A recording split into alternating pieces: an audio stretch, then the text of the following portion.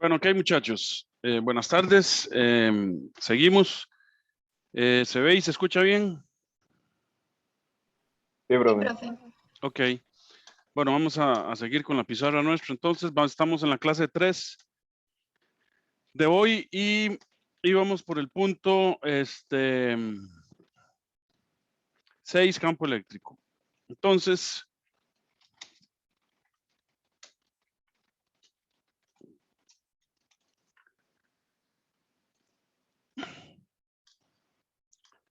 decimos, cuando se coloca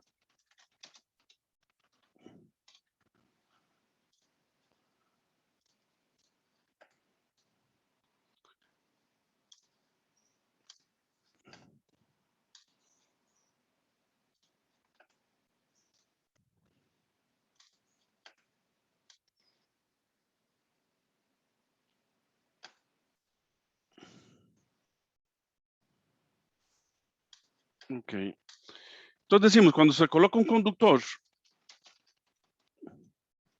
con carga positiva, un conductor A, ¿verdad? Cerca de otro con carga negativa, conductor B, relativamente cerca el uno del otro,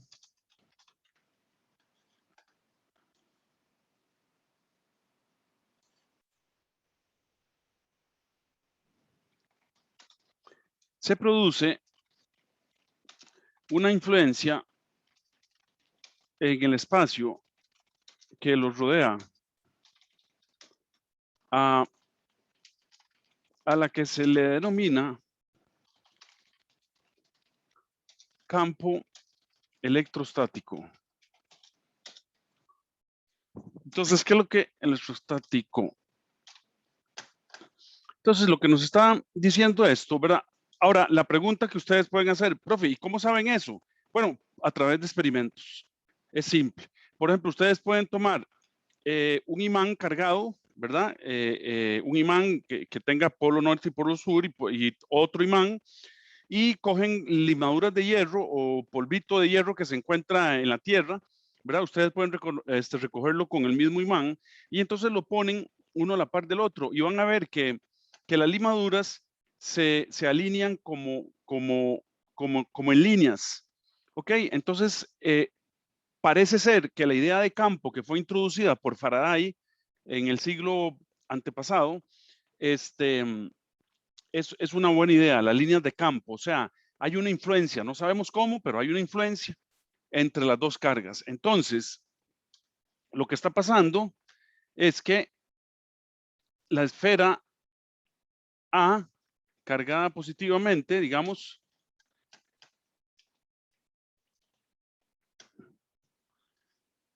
está cerca de una esfera cargada negativamente.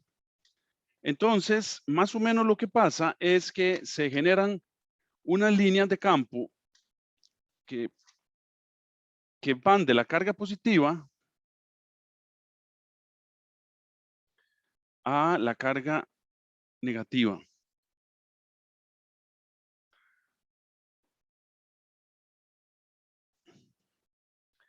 ¿Ok? Y entonces, ese es el concepto desarrollado por Faraday de las líneas de campo.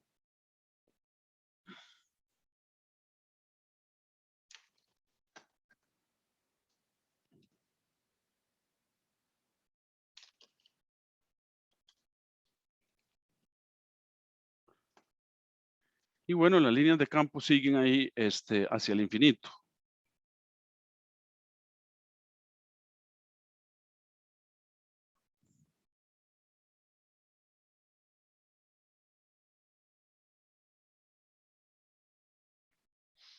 Ok.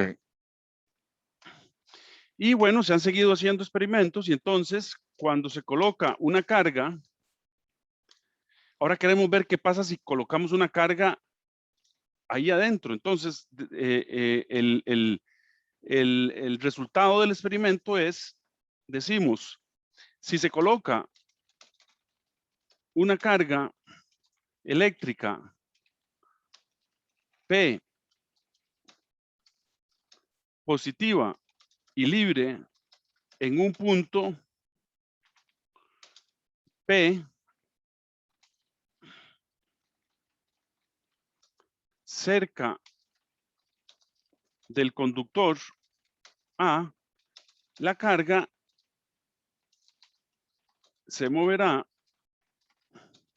a lo largo de una trayectoria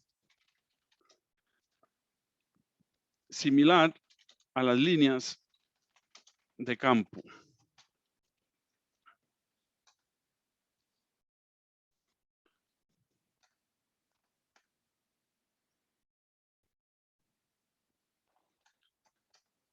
Y con sentido de A al cuerpo B. Bueno, aquí no le pusimos, ¿verdad? Pero sí está descrito en el párrafo. Entonces, este es el cuerpo A.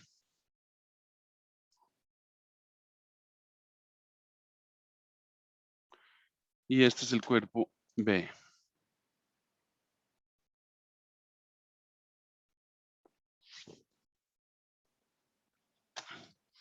Ok, entonces,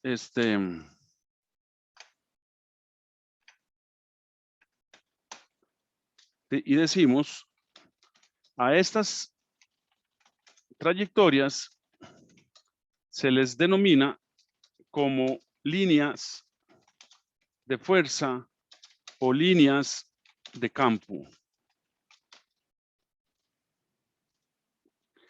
Si la carga fuera negativa, entonces se movería en sentido inverso, o sea, del cuerpo B a la A.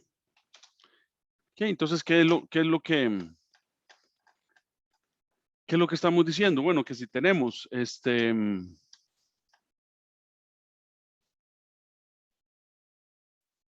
esto mismo,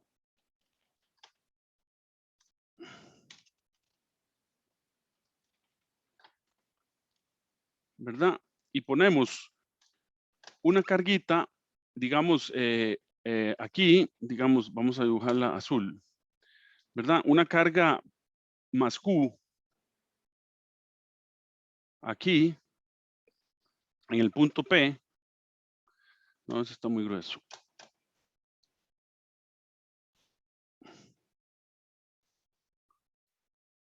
¿Verdad? En el punto P ponemos una carga más Q.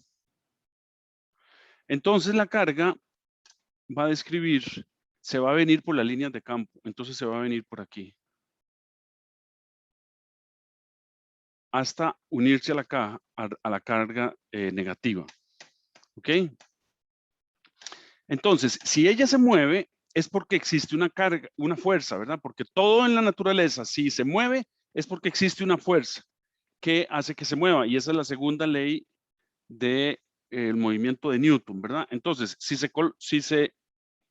perdón, la trayectoria que describe la carga puntual Q se debe a la acción de una fuerza tangente a la trayectoria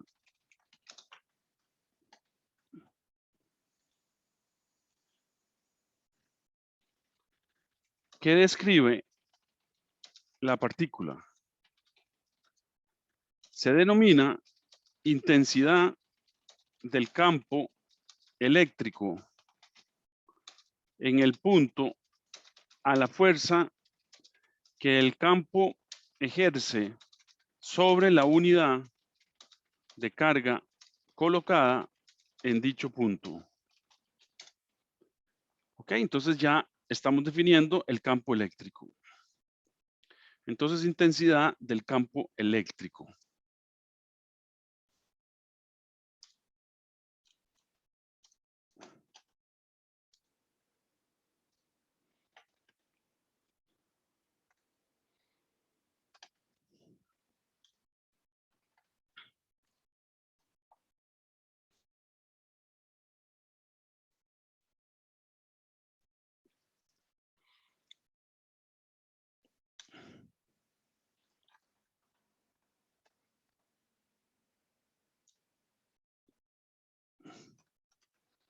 Ok, entonces vamos a decir, se denota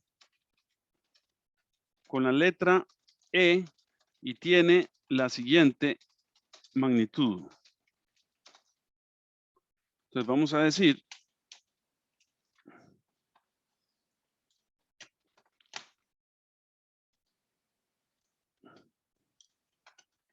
que E es igual a F entre Q.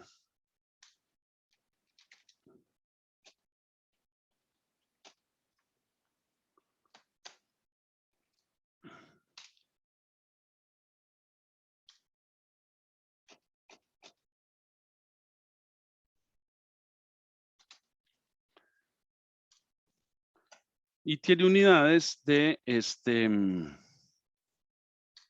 Newton sobre Coulombio.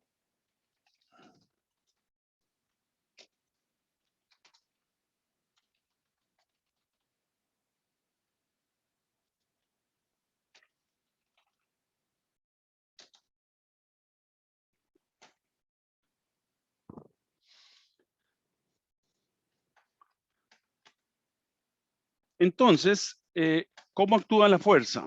Bueno, eso es lo que vamos a dibujar para tratar de entenderlo, ¿verdad? Tenemos el cuerpo A, ¿verdad? Y tenemos el cuerpo B. Entonces aquí tenemos la trayectoria, digamos, de A a B. Vamos a hacer solo una trayectoria para no enredarnos. Entonces, aquí está la línea de campo. Este es negro, ¿verdad? Entonces, la carga Q va a estar aquí, ¿verdad? Esta es la carga Q. Entonces, la carga Q va a experimentar una fuerza tangente aquí a la trayectoria, ¿verdad? Y lo que va a hacer que la carga, esa fuerza va cambiando de dirección constantemente.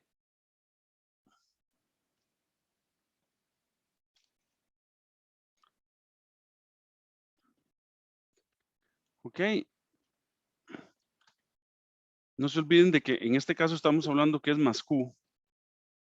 ¿Ok? Y aquí tenemos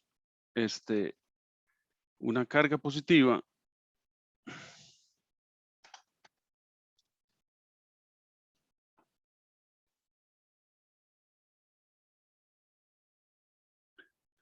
Y aquí tenemos una carga negativa, ¿verdad? Entonces, la carga Q va a seguir esta trayectoria.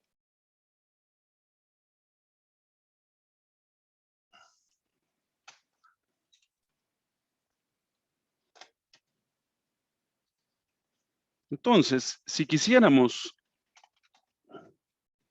mover la carga Q positiva desde un punto P0 de referencia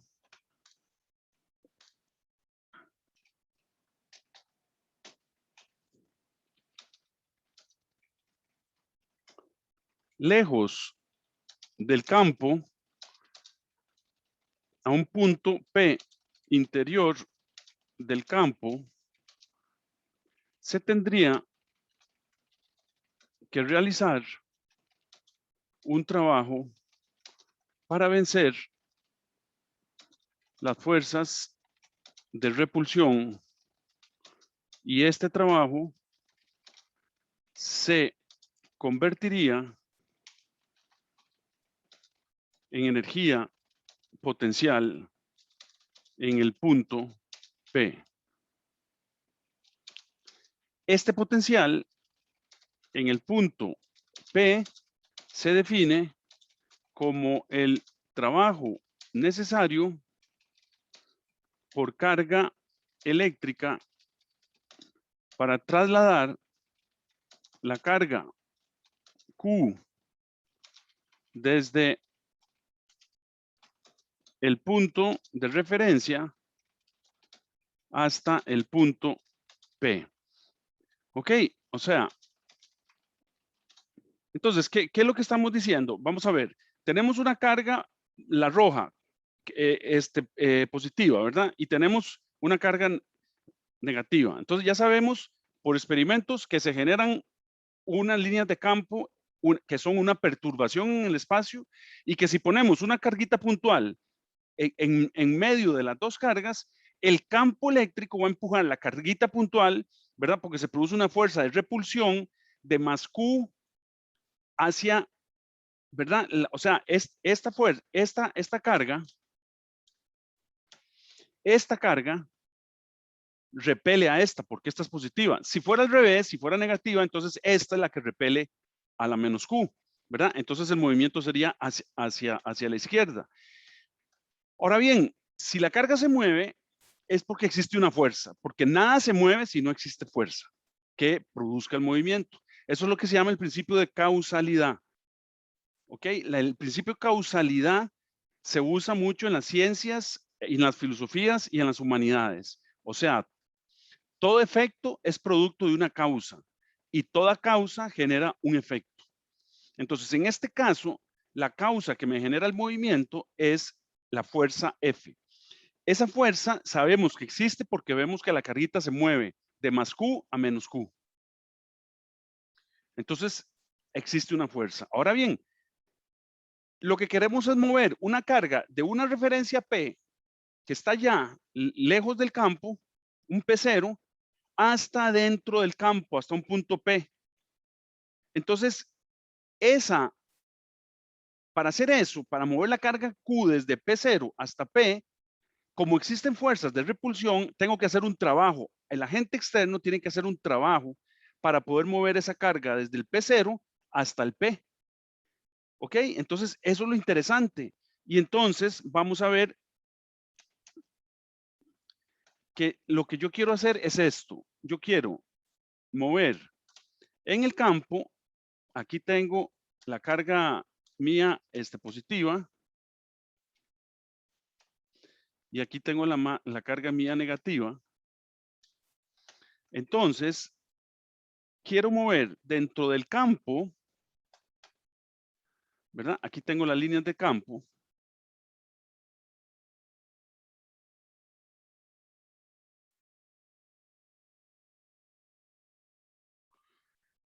Entonces yo quiero mover desde P0,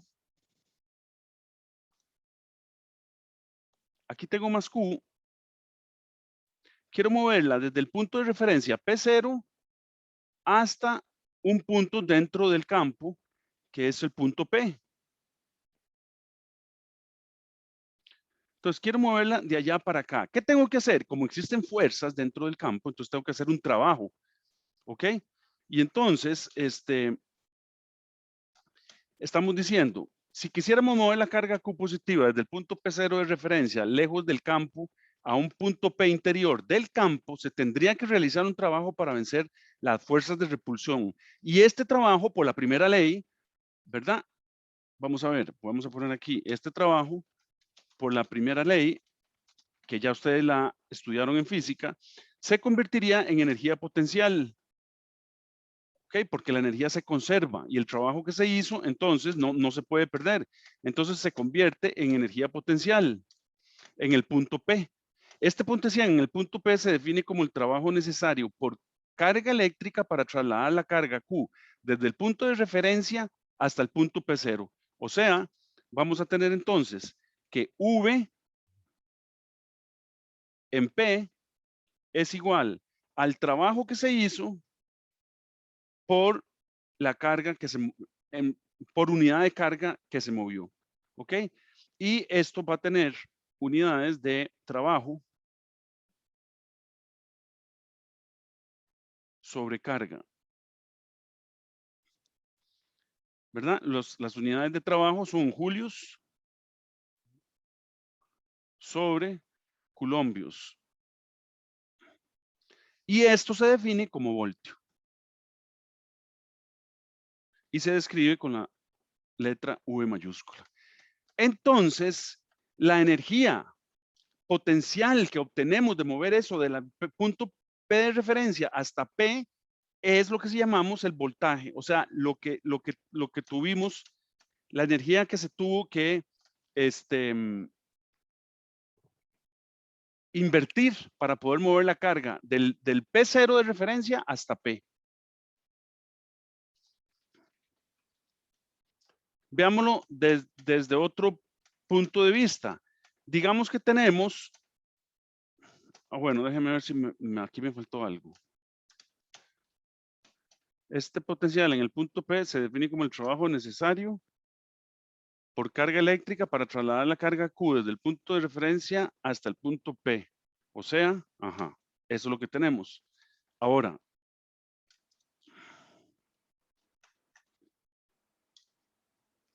para dos puntos,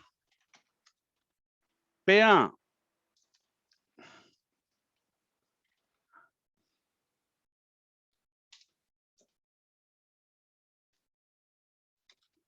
y PB,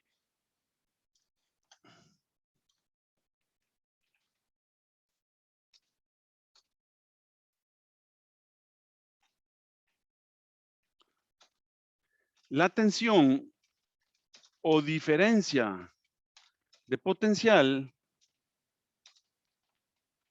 V,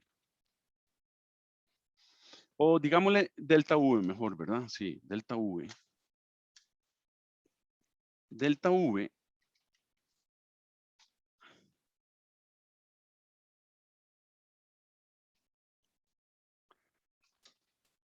con respecto, perdón, a un mismo punto P fuera del campo,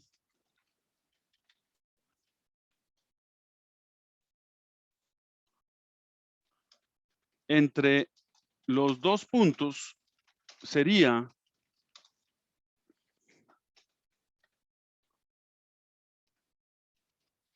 ¿verdad? Yo puedo decir, entonces que VB menos VA es igual a qué? VB con respecto al mismo punto de referencia es igual al trabajo que hay que hacerlo para moverlo al punto B entre Q. Y VA es el trabajo que hay que hacer desde VA, perdón, desde el punto de referencia A hasta, perdonen, es que, carambas, parecen incivilizados. Bueno, entonces esto es WB menos WA por unidad de carga. ¿Ok? Y esto se mide en voltios.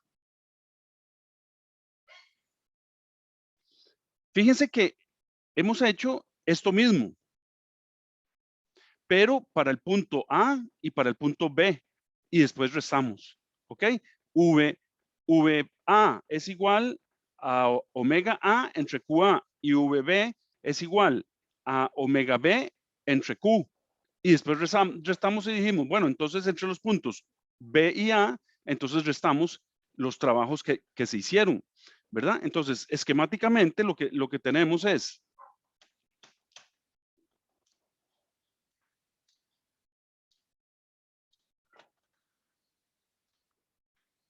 aquí tenemos la carga positiva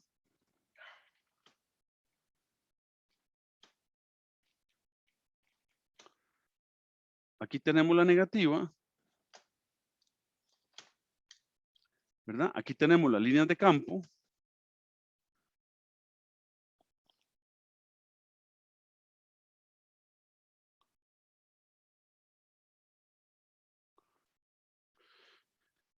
Entonces, aquí tenemos el punto de referencia P, que es un punto fuera del campo, ¿ok?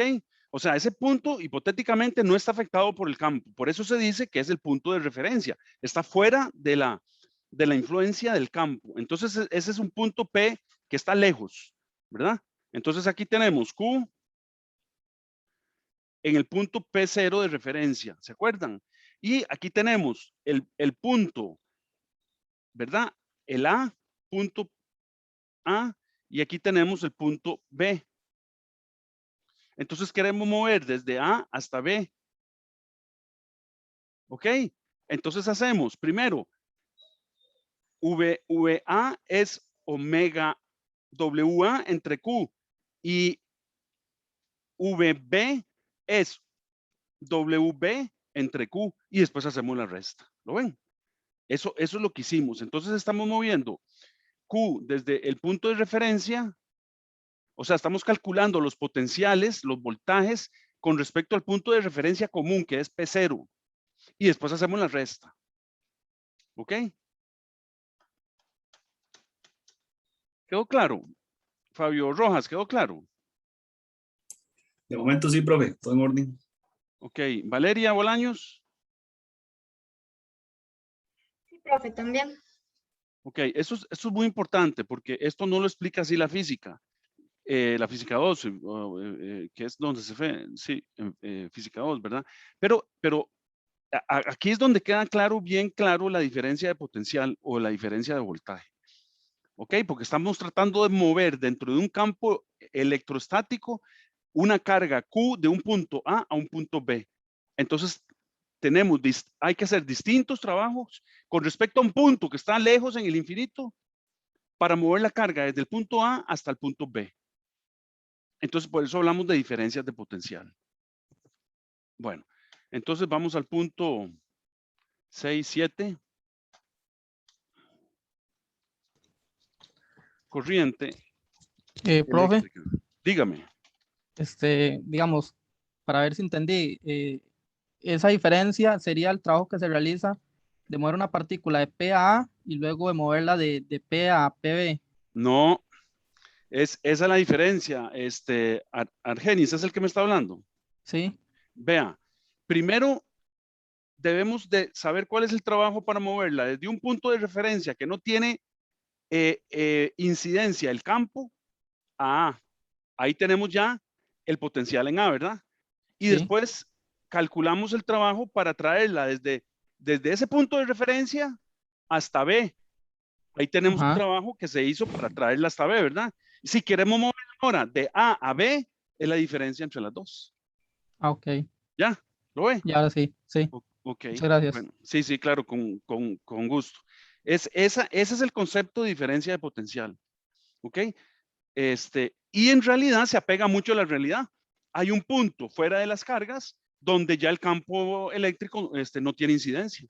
En realidad no afecta ninguna carga porque se desvaneció. Van a ver ustedes, o bueno, ya lo vieron en física, que el campo eléctrico decrece con el cuadrado de la distancia, ¿se acuerdan? Entonces, la intensidad del campo eléctrico a una cierta distancia ya es 0.00000, no sé qué. Entonces, es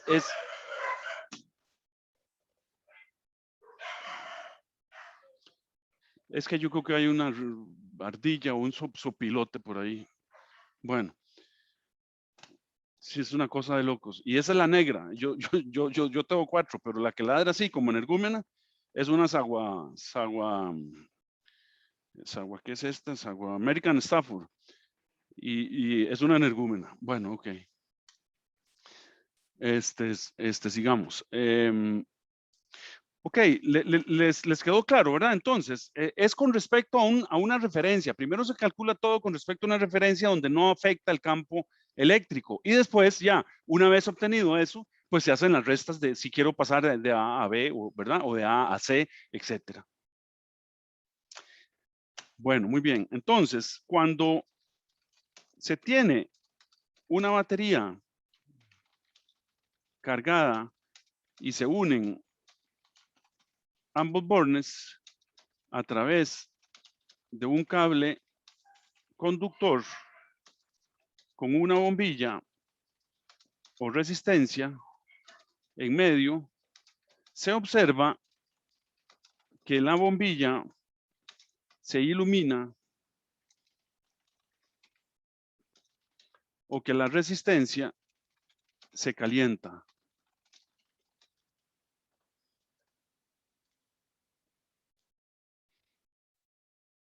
Esto se debe a un flujo de electrones que viaja del polo negativo de la batería, al cual se le llama cátodo, al polo positivo de la batería, al cual se le llama ánodo. A este flujo de electrones se le denomina corriente eléctrica. Entonces, lo que estamos diciendo es simplemente que si nosotros tenemos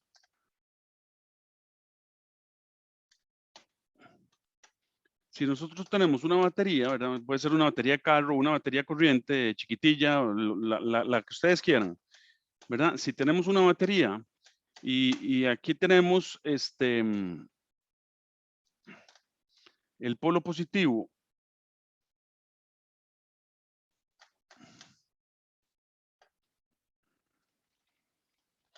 y aquí tenemos el polo negativo, ¿verdad? Y unimos,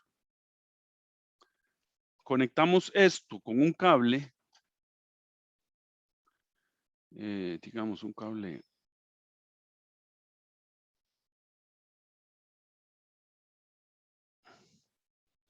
la conectamos a una bombilla.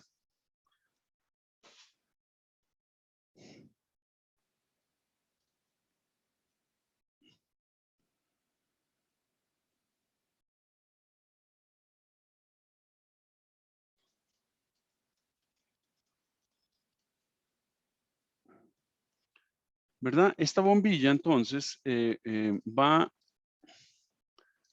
a emitir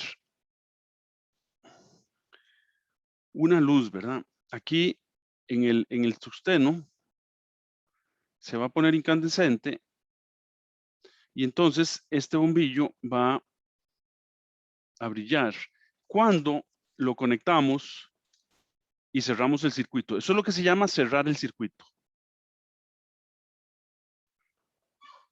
¿Ok? Entonces aquí se hace un flujo de electrones, ¿verdad? Dice, un flujo de electrones que viaja del polo negativo de la batería, cátodo, al polo positivo de la batería, ¿verdad? Entonces por aquí se viene un flujo de electrones negativos por aquí y pasan por la bombilla, siguen para acá y entran aquí. Y entonces se hace un circuito. También en vez de bombillo pueden tener una resistencia y entonces la resistencia se calentaría. Entonces, ojo, entonces, conocemos que existe la corriente eléctrica por los efectos que ésta produce. O sea, existe porque podemos medir el efecto que hace. Claro, ahora ya modernamente podemos medir la intensidad de la corriente eléctrica, etcétera, y ya vamos a definirla lo que es. Dígame, Richard. Profe, fue que me quedó la duda porque hasta donde yo me acuerdo, en física habíamos definido que el cátodo era el positivo y el ánodo el negativo, pero no sé si es que estoy en el error. Bueno, yo creo que yo estoy correcto. El polo negativo es el cátodo y el polo positivo de la batería es el ánodo. Pero lo revisamos ahora en el recreo. Revisémoslo de una vez. Déjeme ver.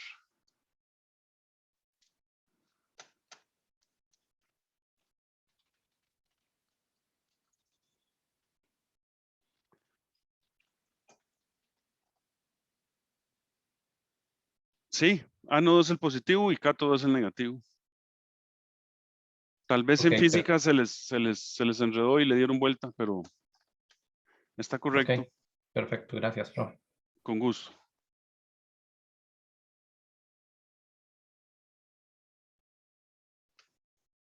Sí, ok. Bueno, sigamos.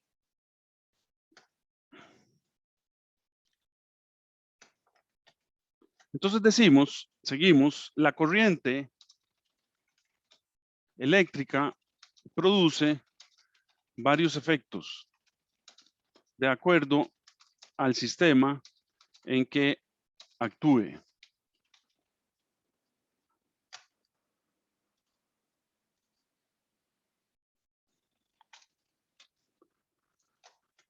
¿Verdad? Entonces, puede producir calor.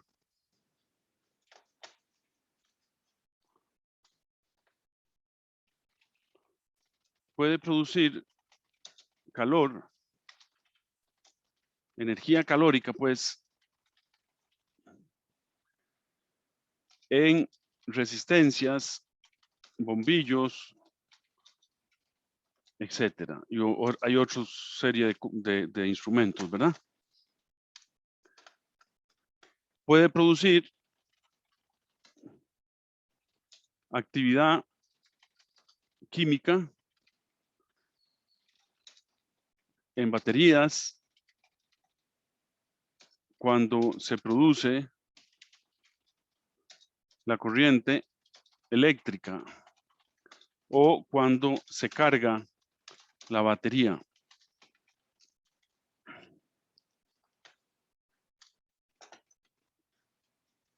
Y puede producir campos magnéticos. O sea, toda corriente eléctrica produce un campo magnético asociado a la misma. Entonces, no puede haber corriente eléctrica sin campo magnético. ¿Ok? Eso es muy importante que lo tengan en la cabeza. Siempre que ustedes produzcan una corriente eléctrica, producen un campo magnético. En cambio, sí puede existir campo magnético sin que exista una corriente eléctrica, como por ejemplo en un imán permanente. Pero si usted ese imán permanente lo acerca a un conductor, induce una carga eléctrica. ¿Ok? Entonces, siempre, por eso se llama electromagnetismo, porque van juntos. Son como dos vectores que van perpendicular uno al otro, pero siempre están juntos. ¿Ok? Si usted tiene una corriente eléctrica, produce un campo magnético. Y si usted acerca un campo magnético a un conductor, produce una corriente eléctrica.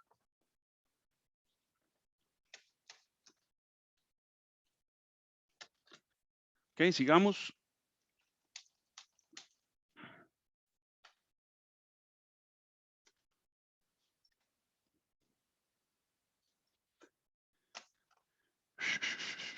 Se denomina intensidad de corriente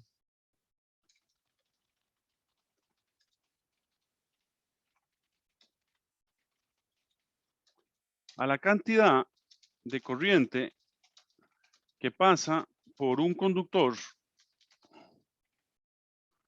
en un tiempo determinado.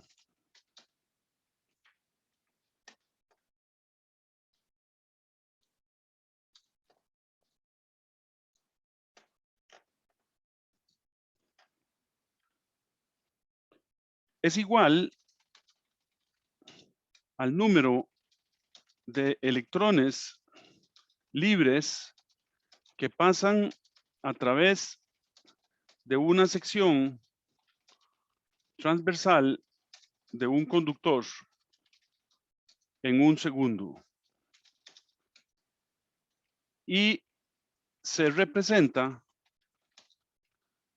por la letra I, la cual se mide en amperios.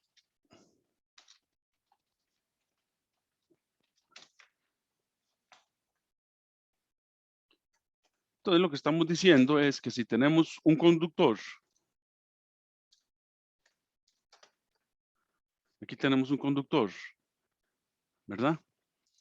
Entonces, trazamos una superficie imaginaria en el conductor.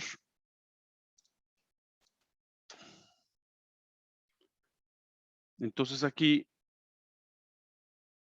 trazamos esta superficie y en un segundo, en la misma superficie, cruzaron este montón de electroncillos.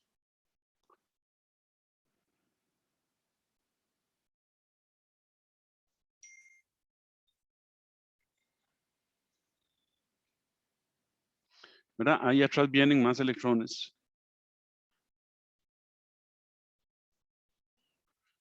Y ahí sigue la corriente para adelante. Entonces, en el cable, digamos que esto es un segundo.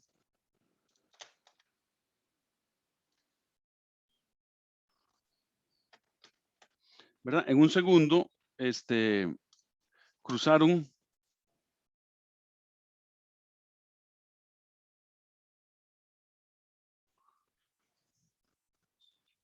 entonces tenemos que la intensidad de corriente I es igual a la carga que pasó por unidad de tiempo. Y esto es coulombio por segundo. Y esto se define como amperio.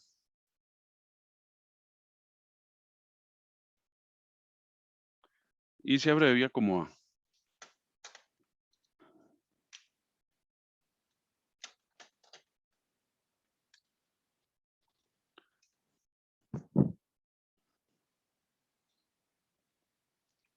No todos los materiales son buenos conductores de electricidad debido a su conductividad. Tendremos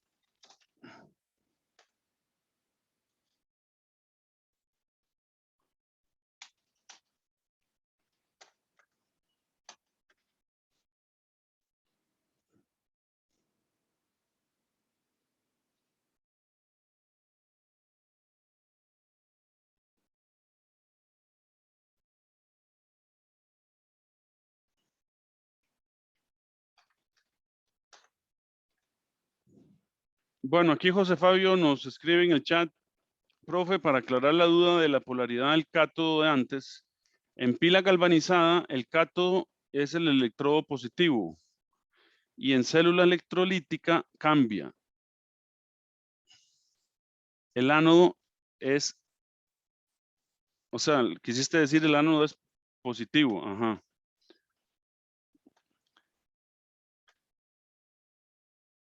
Creo que ahí viene la confusión. Bueno, sí puede ser que ahí venga la confusión. Yo estoy hablando de las baterías de ácido plomo. Ok, en esas baterías, esa es la convención que se tiene.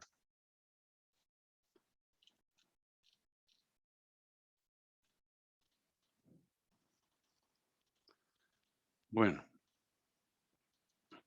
entonces íbamos por aquí. Tendremos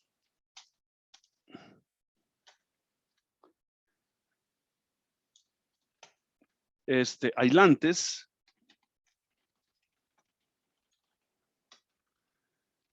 que no permiten el paso de electricidad.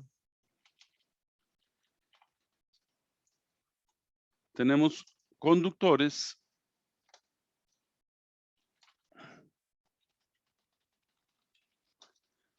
que permiten el paso de electricidad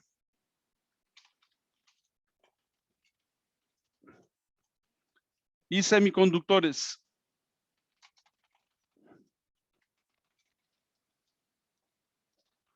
materiales especiales que se comportan como conductores o como aislantes.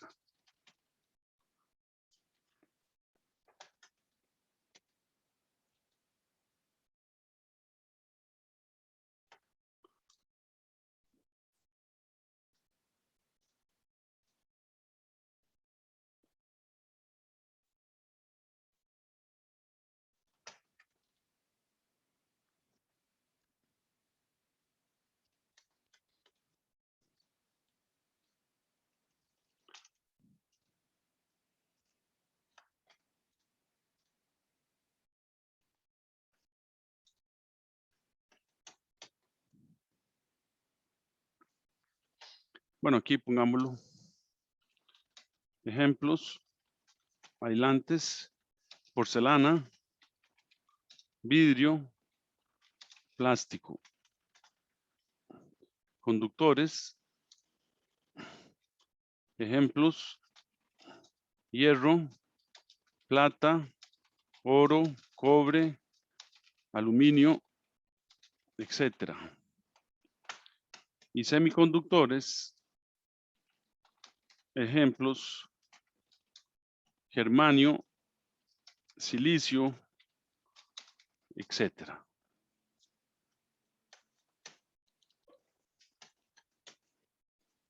Ok, entonces decimos, los materiales son conductores o no, dependiendo del grado de facilidad o dificultad con que los electrones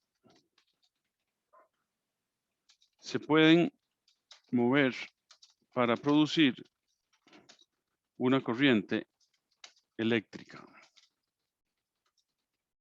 La resistencia R de los materiales mide la dificultad de los electrones para moverse libremente y su unidad son los ohmios.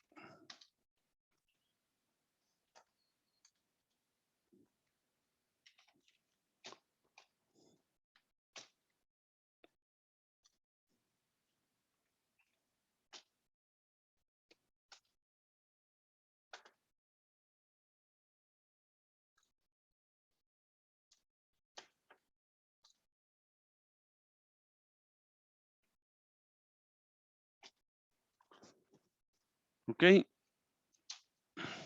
Matemáticamente, la resistencia es igual a R por L entre S, donde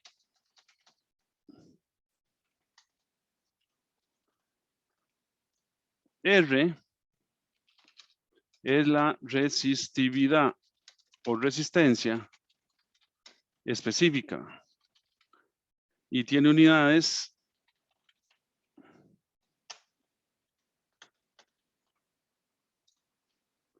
de ohmios por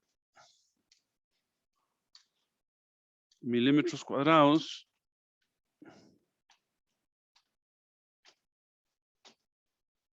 entre metro.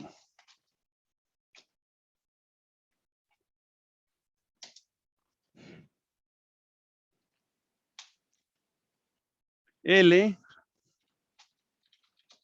es la longitud del conductor en metros y S es la sección transversal del conductor y se mide en milímetros cuadrados.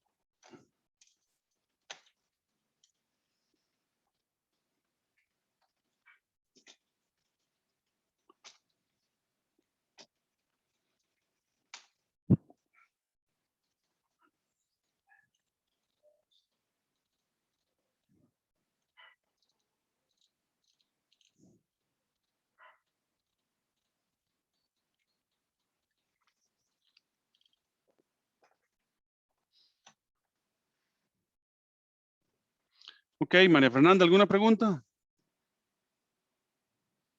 No, profe.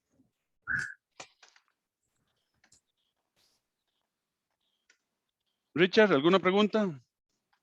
No, profe, todo bien. Fabián Antonio.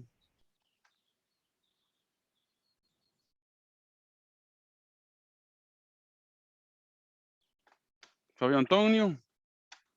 ¿Me escucha, Fabián?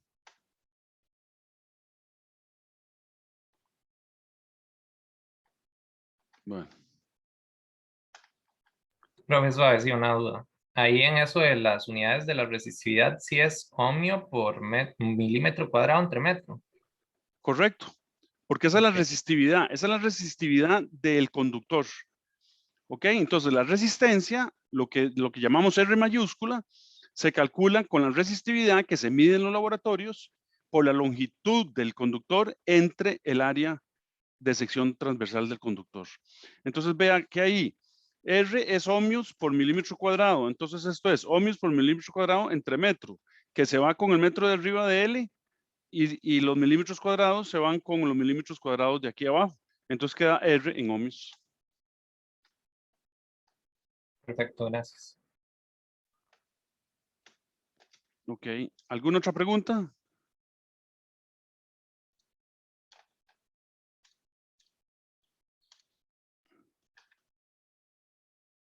Bueno, entonces hay que hacer la pausa y les aviso por el chat cuando empezamos la última clase de hoy.